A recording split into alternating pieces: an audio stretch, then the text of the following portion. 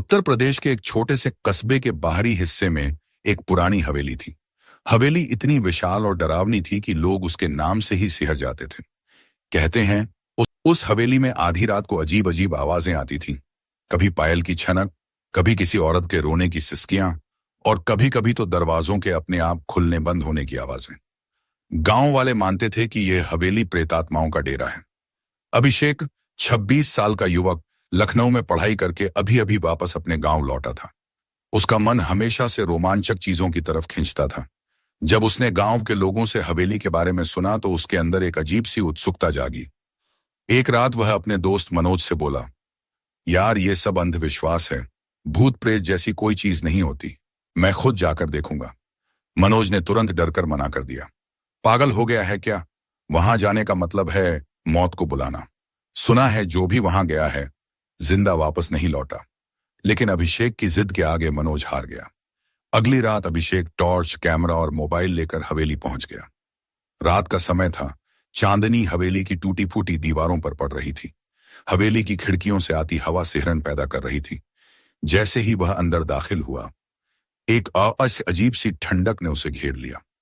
हवेली का मुख्य हाल बड़ा और सुनसान था। जाले, टूटी खिड़कियां और धूल से ढकी चीजें।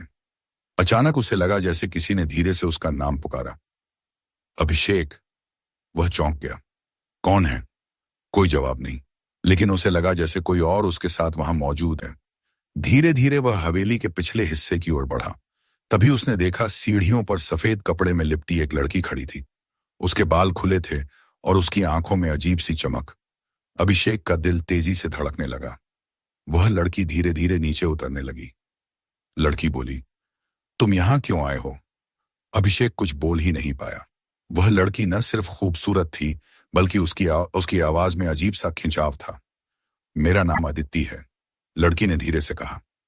तुम डर क्यों नहीं रहे? अभिषेक बोला, पता नहीं, पर तुम्हें देखकर डर नहीं लग रहा, बल्कि।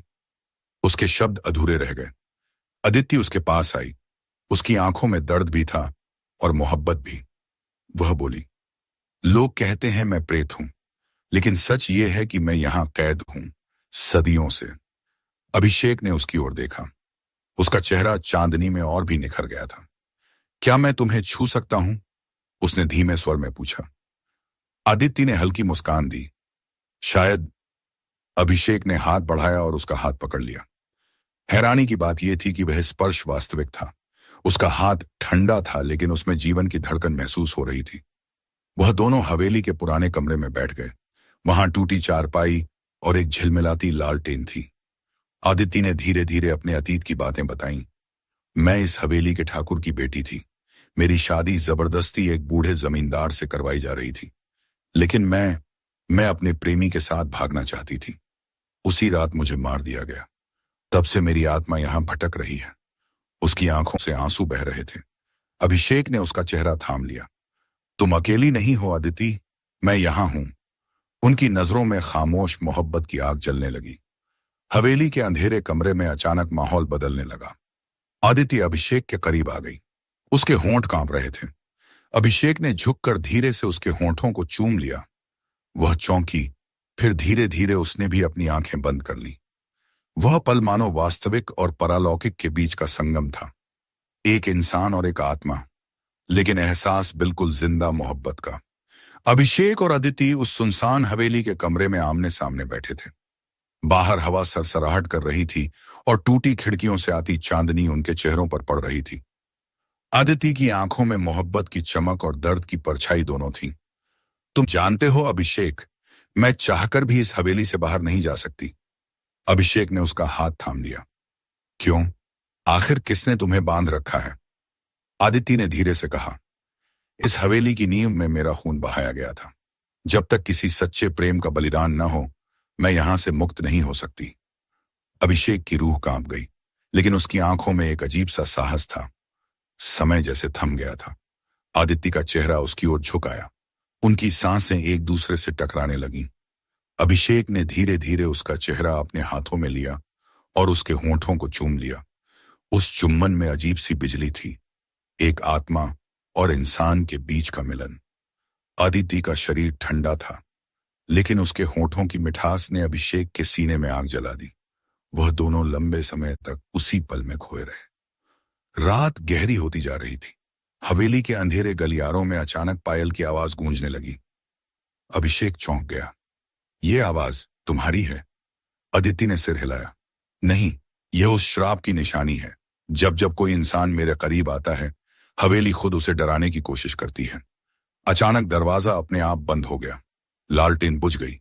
अंधेरे में सिर्फ अदिति की चमकती आंखें दिख रही थीं। अभिषेक ने डरने की बजाय उसे अपनी बाहों में कस लिया।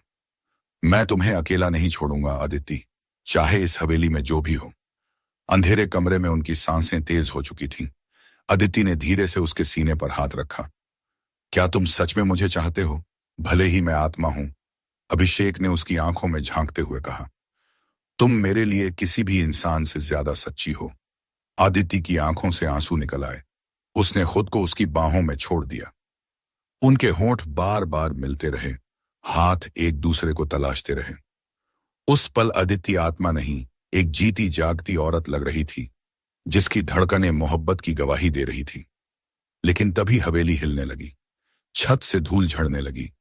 बाहर से किसी औरत की चीख सुनाई दी। अभिषेक और अदिति दोनों चौंक गए। अचानक कमरे के बीचों बीच लाल धुएं का गुबार उठा और उसमें से एक परछाई निकली। वह अदिति के पिता की आत्मा थी, वही ठाकुर जिसने उसे मार डाला था। अदिति, तुम कभी मुक्त नहीं हो सकती। तुम्हारा प्रेम तुम्हें बार बार मौत देगा। अभिषेक ने साहस करके कहा। नहीं, मोहब्बत सबसे बड़ी ताकत है। अगर अदिति को मुक्त होना है तो मैं अपनी जान भी देने को तैयार हूं। अदिति रो पड़ी। नहीं अभिषेक, अगर तुमने ऐसा किया तो मैं हमेशा के लिए टूट जाऊंगी। लेकिन हवेली की दीवारें गरज रही थीं। अभिषेक ने उसकी ओर झुककर कहा, मोहब्बत में डर नहीं होता, बस समर्पण होता है। उसने आदिति के होंठों को आखिरी बार चूमा। फिर सीने से लहू बहाते हुए उसने खुद को हवेली की पुरानी तलवार से घायल कर लिया। अदिति चीख उठी, नहीं।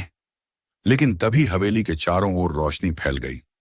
ठाकुर की काली परछाई राख बनकर उड़ गई। अभिषेक जमीन पर गिरा पड़ा था। उसकी सांसें धीमी हो रही थीं। अदिति उसके पास आई, उसकी गोद में सिर रखा। तुमने मुझे आजाद कर दिया, अब मैं जा सकती हूं, लेकिन तुम्हें छोड़कर नहीं। उसके आंसू अभिषेक के चेहरे पर गिरे और अचानक उसकी चोट भरने लगी। आदित्य ने मुस्कुराकर कहा, तुम्हारा बलिदान अधूरा नहीं जाएगा। अब मैं इंसान की तरह जी सकती हूं तुम्हारे साथ।